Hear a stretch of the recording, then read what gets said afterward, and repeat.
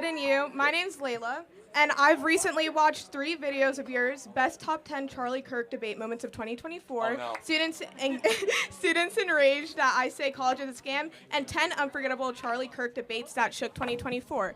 And I picked 3 different topics that I think are important to me, which comes down to immigration, affirmative action, and DEI, and college is a scam. But the one I want to talk to you about the most is affirmative action and DEI. And in these videos, you have said, quote for quote, white males have high test scores, white males shouldn't have to be penalized. You did acknowledge and say that people of color come from lower socioeconomic backgrounds that do not prioritize education much. But instead of making a suggestion on how to help those communities and continue to build those communities up, you continue to say that our institutions are becoming less excellent. And I'm confused as to what your definition of excellence is. Is that because white males aren't necessarily, in your opinion, getting accepted as in a higher rate, even though they technically are, because 41% of college admitted students are of the white race? It should be higher than that, yeah. Based on what? Where are you getting the statistics? I just want to understand. It's a good question. The Supreme Court did a whole case on this, and it ruled against affirmative action, and we saw the books of Harvard. So I don't want to cut you off. May I know for future reference so I can understand where you're coming from and get more context, could I know the Supreme Court case? Yeah, so the name, 2.5 years ago, I think it was something out of California. Someone look it up. You could use Grok or ChatGPT. If somebody could please look that up for me. Thank you. So we saw the data out of Harvard. Harvard was the test case, and effectively approximating, but a white male had to get about a 30% higher test score to even be considered than an equivalent black student. And when was this? Over 30 years. Yeah, I think so. Yeah, I think so. So basically for a black student, they could do 30% worse on their standardized scores than an equivalent white student. And you don't think that has any outside factors to do with it? Well, that's not the point. The point is whether or not. But how is that not the point? Because I don't believe we should accommodate based on outside factors. You do. Well, I do, because I believe in progression. And I feel like you have stated in multiple of your videos, which I do have a quote. No, fair enough. I'm just making sure we understand we disagree. For sure. I don't think we should change the rules of the game to accommodate. What were the rules of the game? Well, the rules of the game are that you should be treated fairly and equally, right? For sure. That's an American principle. And I agree with that completely. Got it. So, therefore, a white male should not be treated differently than a black male. But when you come from a different... Doesn't matter. Equal treatment or not. It's not whether or not you were said mean things when you grew up or whether your dad was a gangbanger. Doesn't matter. Well, I'm not saying that's not the outside factors I'm talking about. It doesn't matter what the outside factors are. But can I explain where I'm coming from? But understand, I'm going to finish and I'll let you talk. Okay, of course. Equal treatment is regardless of any sort of sob story you could put on before it. Equal treatment. Test score, test score. And I completely agree with that. But I also come from a predominantly white town, so I understand what you're trying to say. In my district, we have so much funding, and I live in the Florida Keys, so there's a lot of funding that comes to my school. And you can drive 30 miles north, and you end up in Homestead, where they have a fraction of the funding that we have, and they don't have as much of the same testing instructors and people to help them, and have as much of the same outside resources. And then you can keep going another 30 miles, and you end up in Miami, where all the private schools are, and they get even more funding than where I come from, obviously I ended up where I am today because I continue to push through, and I didn't let any outside factors affect me. But at the end of the day, I kept going, and some people don't have that same ability, and I also it doesn't. Again, first of all, in Florida, every public school gets the same amount of money.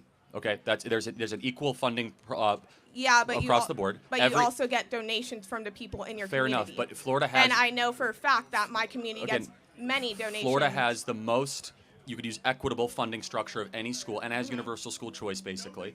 So that's number one. Number two, explain to me why, when we're admitting people for a job, should it just be what's on that piece of paper, or should race play into the factor? So I know that your argument is mediocrity.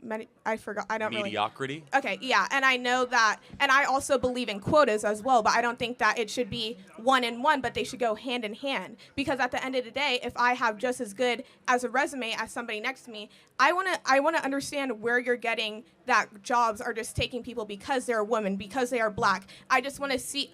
And I understand what you're trying to say because of course, with affirmative action and DEI, that does give them an upper hand. But where does it say that you take somebody just because of that color? All over the place. Capital Street Partners back in the summer of 2022 said that they will not hire white men for internships. That's one example of thousands I could give. But because of how many people are in there, how many people in position? No, because they wanted to be. Again, that's irrelevant. It does not matter if you have an internship and everyone is a white man. If they're all qualified, that's great. It doesn't matter if they're all Asian or all black. It should be what merit qualification gets the people into that position. And of course, but if this school only wanted white people to attend. No, good, like excellent qualified people. And if they end up majority white, who cares? Why does that matter?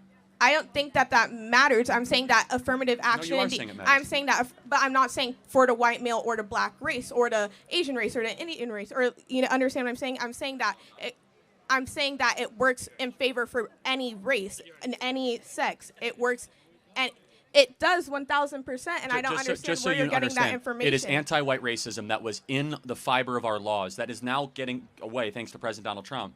Where if you were a white man, especially to apply for internships, jobs, going to college, that it was significantly harder to get those jobs, to get into those practices, because there were quotas that made it easier for people of other skin colors with lower standards to be able to get those positions. We agree there's only so many slots in a college, right? There's only so many positions in an internship.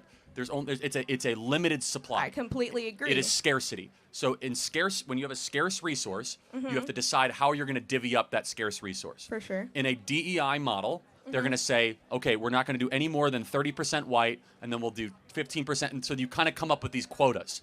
Therefore, they end up saying, well, what happens if the 15% black is not qualified? They don't care, which ends up happening far too often. Or what happens if the Can you give me examples of cases? Yeah, air traffic control is actually a really good example. We now have all the documents that show that we went on a hiring spree to have more black air traffic controllers. There's a huge lawsuit about this, 15, 16, 17, where the standards for air traffic control have dropped so dramatically, and you're kind of seeing some of the effects of that potentially. And again, it's in almost every single corporate practice, every single college institution. But it just kind of comes down to more of a moral argument that I have, which is that if you have something based on merit, I don't care if it's all black, all Asian, all white. It's an excellent group is what I want, not a diverse group. I care about excellence, not diversity. Because I do not believe diversity is a strength. I believe unity is a strength. I believe the pursuit of higher purposes is a strength. Does that make sense? Yeah, I do understand where you're coming from. I feel like I do agree with some of the things that you did just say, and I may have to do some more research on the things that you said before, but I guess we can agree to disagree for the time being. Thank you for your time. Appreciate it. Thank you very much.